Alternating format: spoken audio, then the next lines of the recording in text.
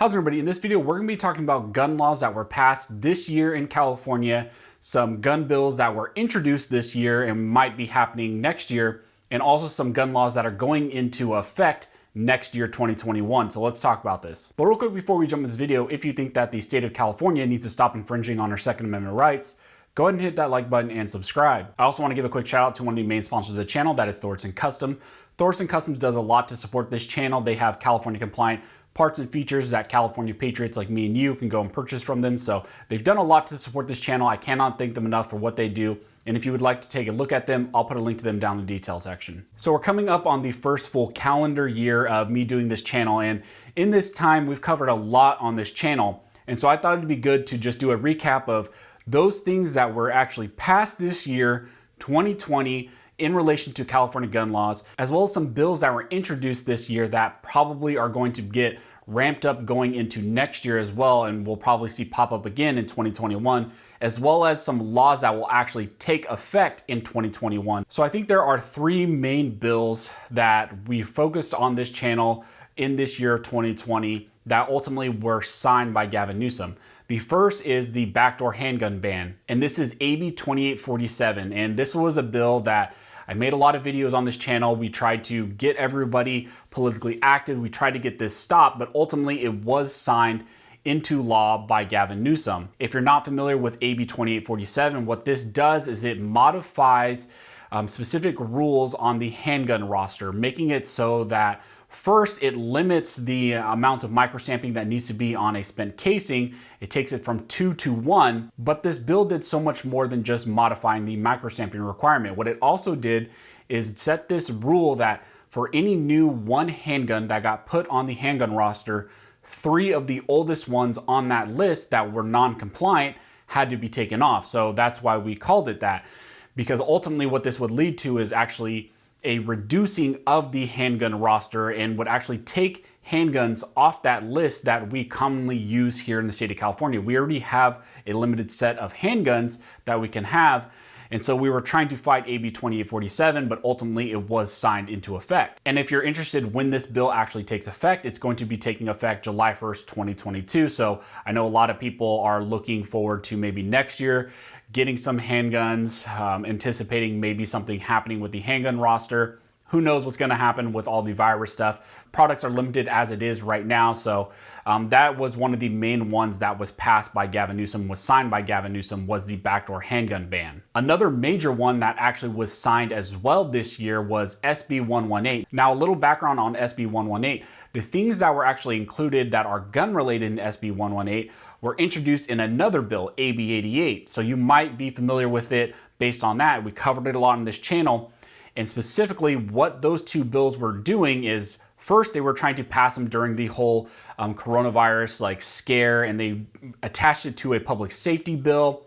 And what it was trying to do first is it was trying to modify the definition of assault weapons in the state of California, specifically targeting other firearms and specifically the Title I. And so we were really keeping an eye on this, and we were getting politically active on this, trying to stop that redefinition of an assault weapon to include things that are not a rifle, pistol, or shotgun, that are other firearms or the Title I made by Franklin Armory. What SB 118 also did is change the firearms precursor part date requirement. The firearm precursor part bill was passed already in the recent history, but what that did is it set a date requirement for when individuals would have to go to licensed firearms precursor part vendors to purchase 80% lowers, things like that. That was mainly what it focused on. And what SB 118 did, as well as changing the definition of what an assault weapon is it also pushed forward the requirement for firearms precursor part vendor licensing and us having to go purchase those 80% lowers from these vendors. And what it did is it pushed it from 2024, is what I believe it was, to July 1st, 2022. So it tacked off a whole 2 years. And they did this all pretty quick. Once it got into SB 118, they did it in like a 3-day span. They pushed it through really quick. Now SB 118 did more than just change the definition of what California considered to be an assault weapon, bringing in those other firearms, but it also set date requirements for when you first could be in possession of those others, and I believe that was like September 1st. And then it set a date requirement for when you would need to register those firearms. And that date requirement is January 1st, 2022. So you would have to have them registered with the California Department of Justice as an assault weapon by that date. Now, there are lawsuits going on right now with Title I. Or they were ramping up lawsuits. I haven't had any additional news on that. A lot of people ask me about updates on the Title I lawsuits, the class action lawsuits, all of that. I have no additional information for you guys. Of course, when I get that information, I will let you guys know, but that's kind of where that is at right now. And that was one of those main bills that really impacted the Title I. Another really significant one that was signed into law was AB 2362. And what this did is it placed additional fines on FFLs and gun stores for minor infractions. This includes $3,000 fines for those minor infractions. So this was another bill that we were tracking because really what it is it was trying to price individuals out of running their businesses by tacking on excessive fines for very minor things. And if you're interested when that bill is actually going to take effect, it's also going to take effect July 1st, 2022. So you can see there's quite a few of these that are taking effect July 1st, 2022. The outlier of those is actually SB 118's language definition and the registration requirement for Title I's or other firearms, and that is going to be January 1st, 2022. So those are the three main bills that were actually signed this year. Now, there were a couple bills that were introduced this year, haven't been signed yet by Gavin Newsom, haven't made it all the way through the process, but we're definitely going to be keeping our eyes on them going into next year. The first one, and probably the biggest one, is going to be AB 3071. I made a video on this already on the channel when it was first introduced, and this is the bill that is trying to restrict indoor gun ranges from having lead ammunition, selling lead ammunition, pretty much putting a big muzzle on individuals using lead ammunition. This bill is all couched in the health and safety of individuals in indoor ranges, but really what this is trying to do is eliminate the most used type of ammunition that people who go to indoor ranges or just shoot at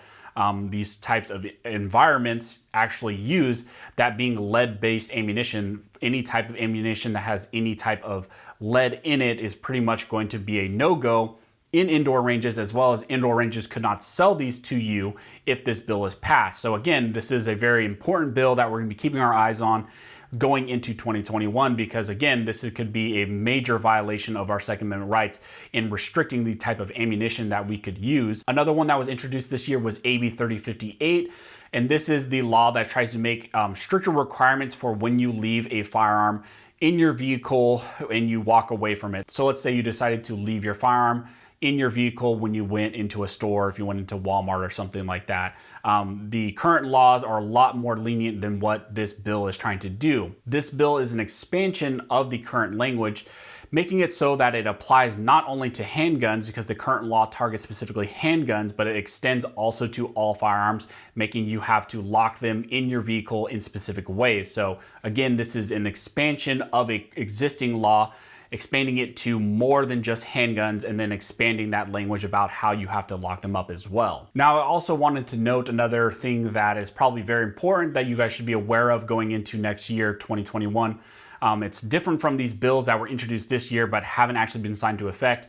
This is SB 61 and the actual requirement, expanding the language from you only being able to purchase one handgun within a 30-day period, and expanded that language to one semi-automatic centerfire rifle as well within a 30-day period. And so we are going to be living under a completely new scheme going into 2021. Again, expanding that language from just targeting specifically handguns to expanding it to semi-automatic centerfire rifles as well. And that bill will go into effect July 1st, 2021. So going into 2021, that's probably one of the biggest ones that we're going to be keeping our eyes on, that we know is coming our way, is that specific one. Now, it wasn't all bad this year in 2020 when it comes to California gun laws. I know that's surprising to say, but we did have some positive things that happened as well. The first being the Rody v. Becerra Ammo Day. Now again, it only lasted a day. We only got to taste that freedom for a day, but it was significant. We did get something favorable out of Judge Benitez in the Southern District of California. Ultimately, that was appealed up to the Ninth Circuit, but we did get that favorable ruling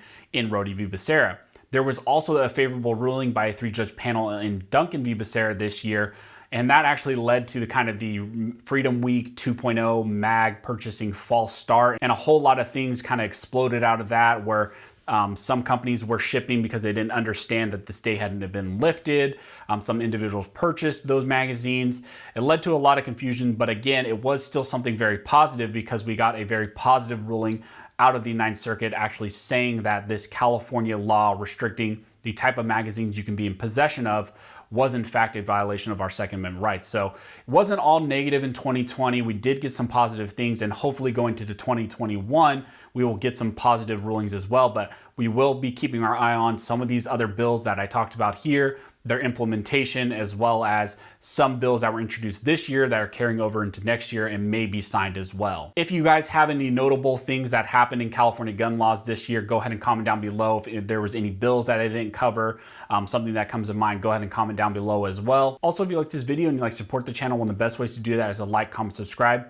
And make sure you hit that notification bell because that helps with channel analytics, especially now with what's going on with the YouTube channel. It's being suppressed a little bit. These videos are kind of getting shut down, getting flagged by YouTube quite a bit. So anything you guys can do to help the channel, help us spread the word about what's going on with the Second Amendment, as well as what's going on here in the state of California with these various infringements on our Second Amendment rights. So as always, thanks guys for watching. Don't forget to like, subscribe, and never forget this nation was built by armed scholars. This nation will be maintained by armed scholars.